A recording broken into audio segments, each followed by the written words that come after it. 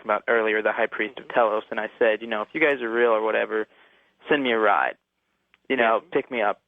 Yeah. And so I was dreaming, and I was, floating above my body, wasn't really doing anything, just chilling there. And then I hear a knock on my window, and I look over, and there's a Zeta Reticulan sitting there. And, I'm still in, the astral plane at this point in time, and I just freak out, because I'd never had an experience like that. Right. And then, I shoot right in my body. And then, as I wake up, I hear my dad, closing the door, and we had an alarm system at that time, so if I was going to go outside, that would have been the best time. But then later on, I realized that they wanted me to go with them, via the astral plane. Mm-hmm. Right. Yeah. Yeah, so all this sort of thing can be looked at in a much more scientific light, which I think it needs. We need to start looking at all these different things, and we're trying to do that, and one step at a time, and I think by looking at all these things in a geological fashion and doing that groundwork, we can then put all these pieces on top, and who knows where it'll lead. Okay, let's go west of the Rockies. You're up on Coast to Coast. Hi there. Hi, this is Johnny Jude. Johnny, where are you calling from? From Fairbanks, Alaska. Okay, Johnny, go ahead. All right. Well, you pretty much clarified your geological thing, which I respect immensely. And I already had things jotted down here: Atlantis, Lemuria, Loch Ness, Bigfoot. Mm-hmm. All these, the Kachina from the Hopi people. Mm-hmm. And I guess you're not really exploring that. Like you said, you want to get a base scientifically. Well, Johnny, one thing that happens with the Land of No Horizon is it's such a massive area of investigation. The more we investigated, the further and further we went, and the more research that was required, and we could have kept on going. So when it came to things like Bigfoot and these various things, we felt, well, we've got to sort of put a boundary somewhere as to how far we're going to go with this research. And so we didn't go quite up and down. Sorry? From that hollow earth. The sources come up in the Andes, according to Shirley MacLaine and other people.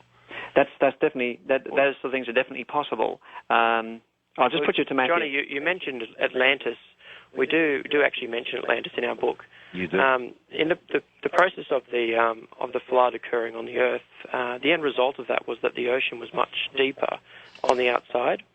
And we believe that there's a very strong case that the Atlantis city was once on the continental ridge running down the middle of the Atlantic Ocean, which is now below sea level, but before the flood was actually above sea level.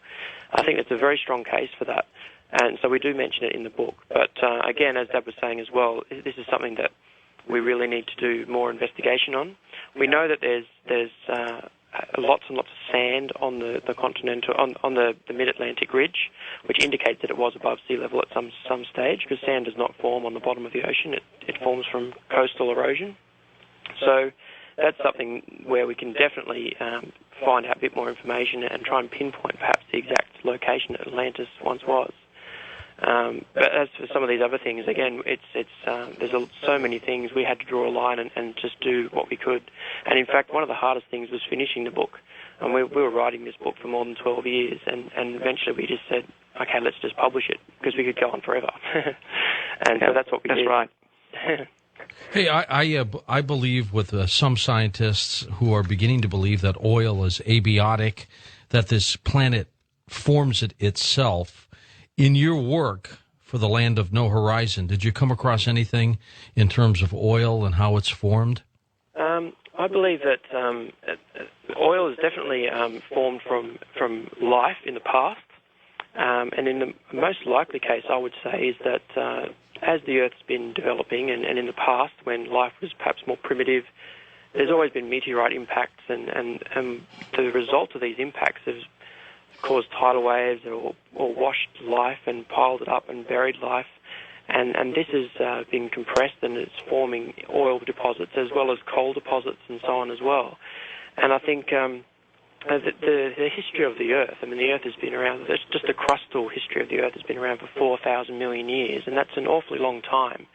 And during that time, I'm sure there's been plenty of cataclysms and events that have taken place, as well as the things that have been happening recently, like Earth expansion or the Great Flood.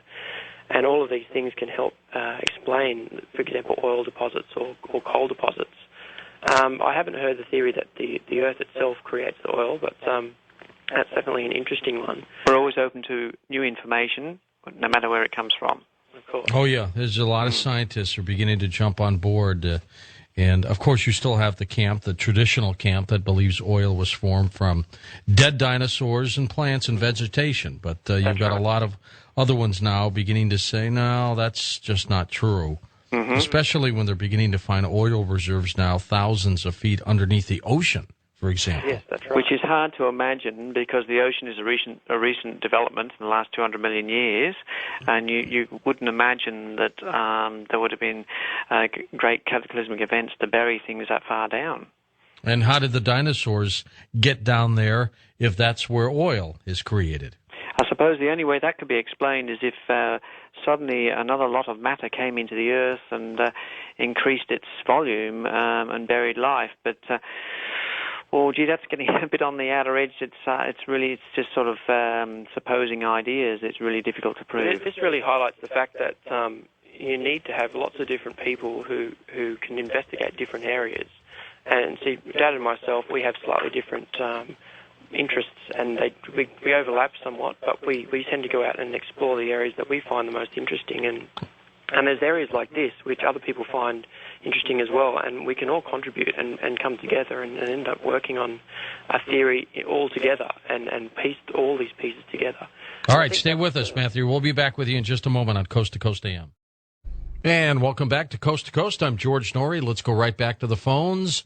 First-time caller line, you're on the air with Kevin and Matthew Taylor on Coast to Coast. Hi there.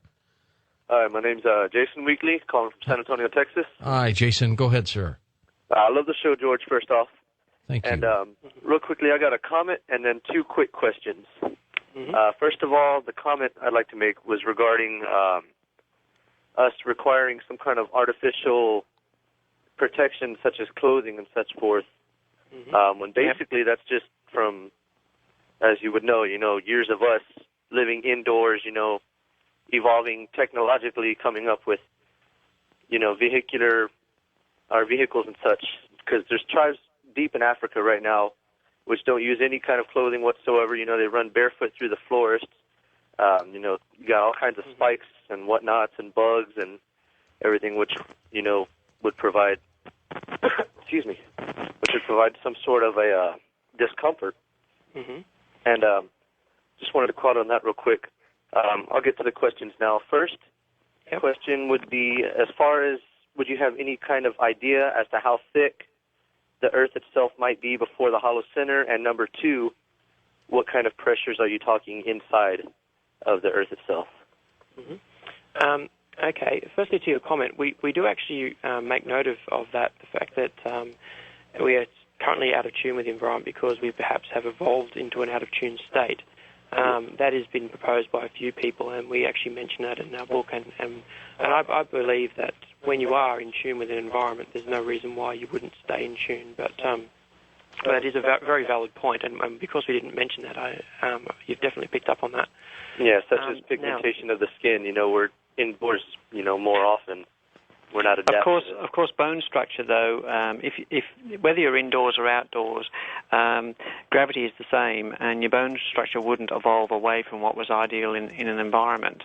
So in this particular case, whilst there may be a situation where that could be an argument, there's too many other things that go with it as well that can't be explained. So yes, if we're outdoors a lot more, we can actually improve the pigment in our skin and so on. But really, we don't believe that you would evolve away so much from being in tune in the environment to where we are now.